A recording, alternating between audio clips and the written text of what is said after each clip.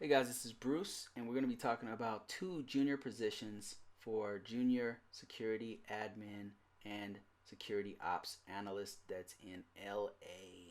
This is a great opportunity for somebody who's trying to get their feet wet in a security ops analyst or security admin. And whenever you see that junior in there, that means that they know that you're new, relatively new, and willing to work hard.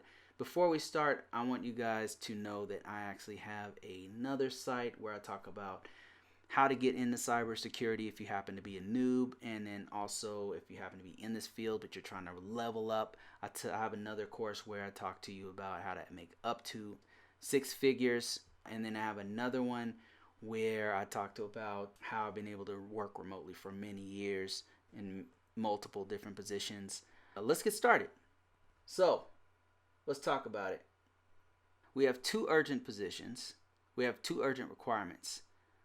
Please check below and kindly respond. And what I'll do for you guys is I will put all of this information below so you don't lose it, all this pertinent information about the two positions. So if you happen to still be in the market looking for this job, just look below in the description and you'll see all of this stuff of where to contact these people. So here we go. Two positions. The rates are pretty good, actually. The rate is $30 an hour for contract or salary at $45 an hour for, 45K to 50K. Where is it? It's in LA, not Los Angeles. New Orleans, LA, which is Louisiana. And it's a long-term 12-month contract. And you don't have to be a clearance holder. They're actually looking for either U.S. citizen, green card holders, EAD card holders. So this one's pretty much open to everyone. I assume that you have to be in the United States because I'm not seeing anything that says that you can work remotely here. Every now and then they'll specifically usually tell you that it's remote work because not everybody's fit for it and not everybody wants to do it. All right. So the client is called DXC Technologies. I'm familiar with those guys. Not a bad company. Role is... Okay, we're going to talk about role one first, and this is the junior security admin, and they want you to have in-depth knowledge of ITIL processes like incident management, problem management, configuration management, and change management process. They want you to be able to do advanced troubleshooting and identify severity of issues, ability to resolve issues quickly for the customer, and also it looks like this is a operational support that is on a 24/7 rotation basis. So what this means right here is that it's shift work. So you'll have like a day shift. Typically it's a day shift, a night shift, and a swing shift. So the day shift is usually from 6 a.m. to 3 or 4 p.m. and then the night shift takes over, and that's from could be from 4 or 5 p.m. to midnight, and then the swing shift is from midnight to 5 a.m. So they have to have a rotation of shift, and a lot of people don't care for the shift work.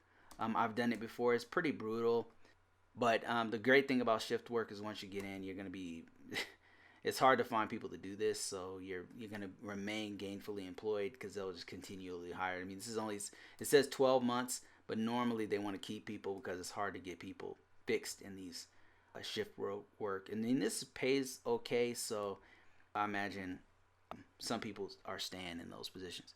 They want you to be able to read, write architectural diagrams for infrastructure security implementation. So that is the first role of junior security admin. Let's go to the next one. Second role is the security ops analyst.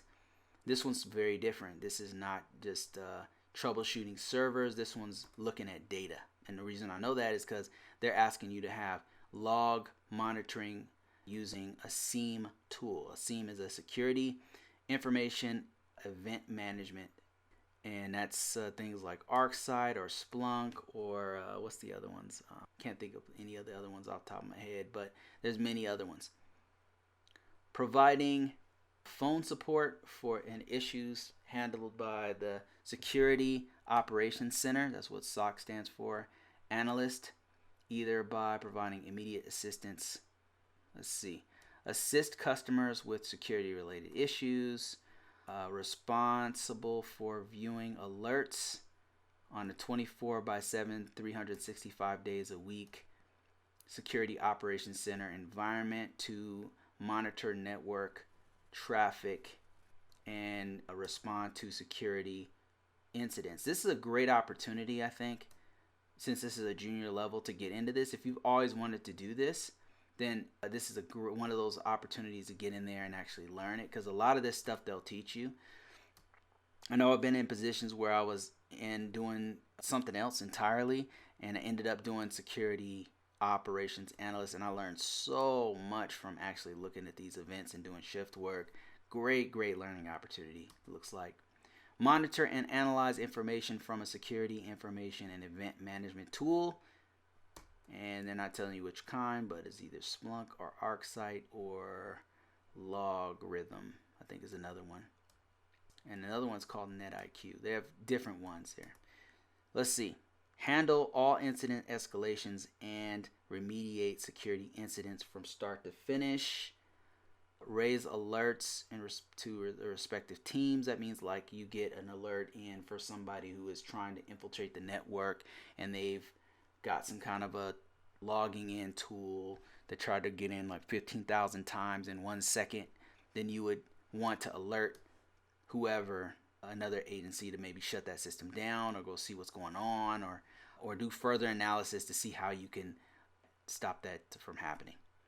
Raise the watch list alerts, post threshold, and respect to the respective teams. So this is like with SIEM tools, it has this thing where you can configure the SIEM to watch certain things. Like if you want to watch all traffic that comes from Ukrainian IP addresses, and not that that this is real, I'm just making stuff up, but you can make it so that the SIEM has a watch list from anybody who is logging in from or attempting to send traffic from the Ukraine, and then from the Ukraine they're trying to go to your email server and get into port 25. You can make a watch list that automatically populates all the IP addresses coming from that location, and then send it to another team, and then say that team shuts the server down, or that team automatically flags all that traffic, in the firewall team, they automatically blacklist all those IP addresses or something like that. That's what a watch list, that's what they mean by this watch list alert post threshold thing. It sounds like gibberish. But what I'm going to do, guys, I'm going to put all the contact, if you're interested in this Louisiana position, I'm going to put all this stuff you see here down in the description below, and I hope you get it. And again, if you didn't know, I have a course. Go check it out. It's at this scrolly bar right here. It's at securitycompliance.thinkific.com.